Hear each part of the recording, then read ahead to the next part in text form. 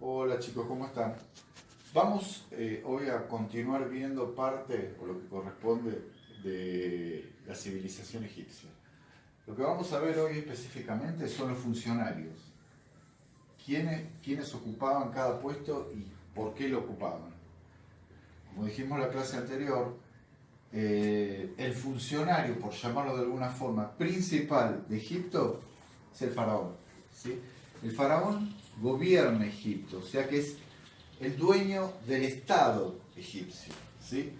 Si nosotros observamos esta pirámide después de la explicación, nos vamos a dar cuenta de que todos los demás estratos sociales que hay en esta pirámide van a funcionar de acuerdo a lo que diga y haga el faraón. Por ejemplo, el visir es el que le administra el Estado. ¿A quién? Al faraón. ¿Sí? Porque el faraón es el Estado egipcio. Los sacerdotes van a realizar el culto religioso. ¿En favor de quién? Del faraón. Porque el faraón es el Estado egipcio.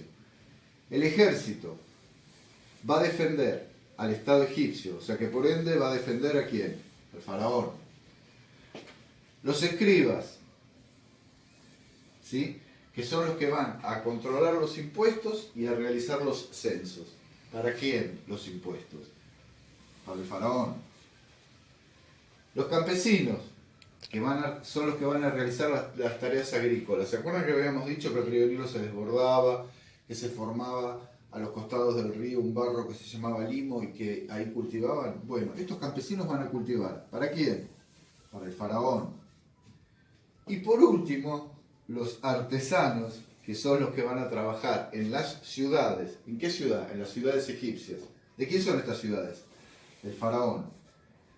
Con este dibujo que hice acá, lo que quiero que ustedes se den cuenta es que todos estos demás estratos van a funcionar en relación directa con lo que haga y diga el faraón. Porque como dijimos en la clase anterior, el faraón era el rey de Egipto, ¿sí? Era considerado el rey de Egipto. Bueno chicos, vamos a hablar un poquito de lo que es la economía egipcia. Como dijimos antes, la principal actividad económica es la agricultura. El río Nilo se desborda 3 veces al año. Una vez que el río vuelve a su cauce, deja a los costados un barro llamado limo y era donde los egipcios cultivaban. Acá puse que la tierra era propiedad del faraón. ¿Esto qué significa? Que todo Egipto es del faraón.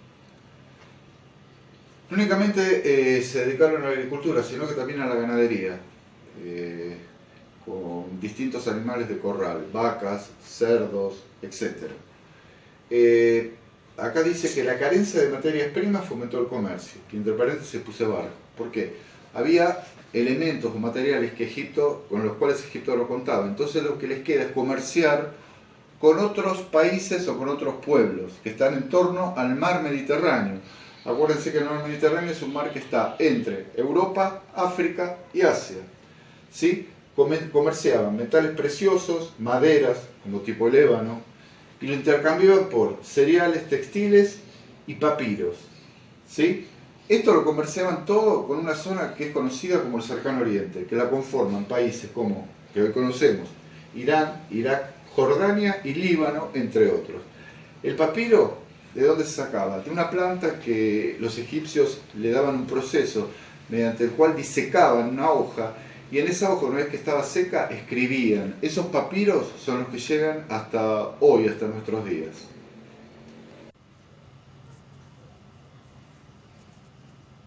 Chicos, ahora vamos a tener en cuenta algo que es fundamental para los egipcios, que es la religión. Esta religión ocupaba un lugar fundamental.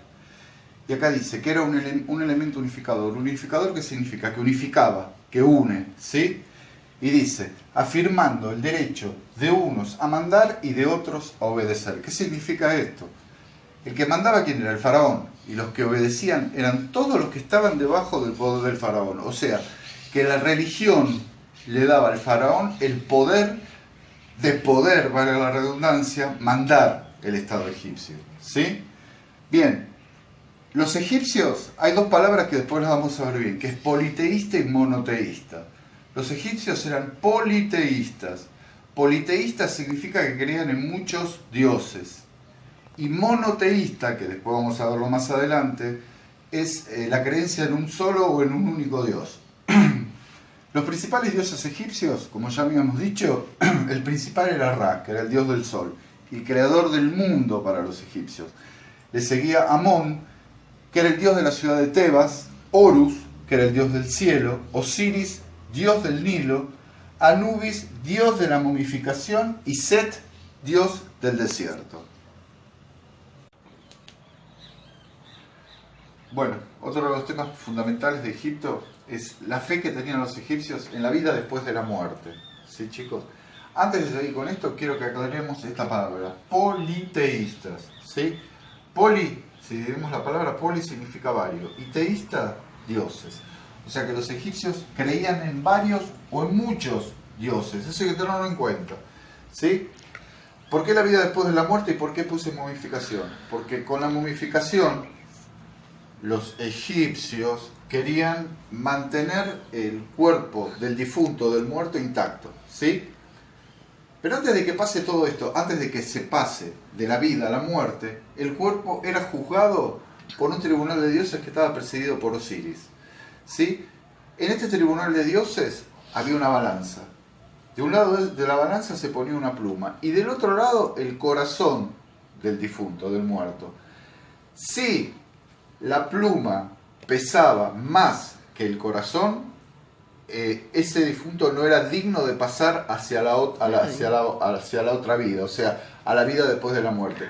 Por supuesto que si hoy eso lo tenemos en cuenta es algo totalmente ilógico, pero era creencia de ellos. Ellos creían en eso y así era. ¿Sí? ¿Cómo momificaban el cuerpo? Ustedes ya tienen, por eso acá puse la palabra video.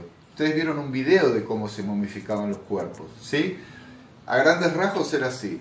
Una vez que la persona moría, se le quitaban las vísceras y lo último que se le quitaba era el corazón, para ser pesado en esa balanza. ¿Sí?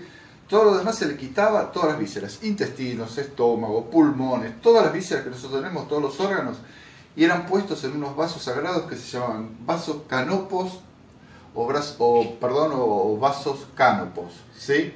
Eso se colocaban al costado del sarcófago. El sarcófago era el ataúd donde colocaban al faraón una vez que moría. ¿Sí?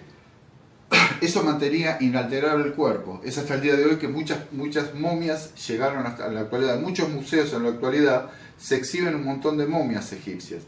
Por supuesto que no están en un estado perfecto.